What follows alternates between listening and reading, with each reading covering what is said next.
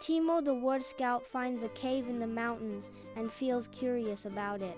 Curiosity leads the way into the cave, inviting discovery.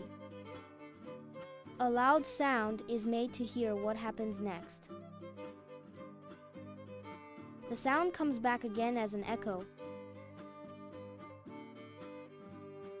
The sound keeps coming back again and again.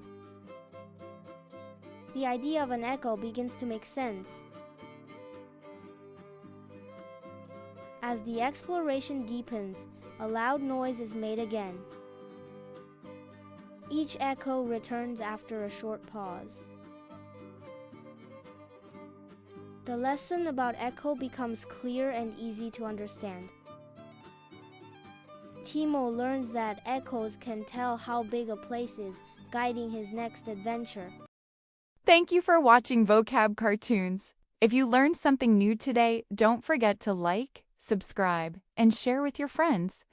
Click the bell button so you don't miss our next word adventure. See you in the next video.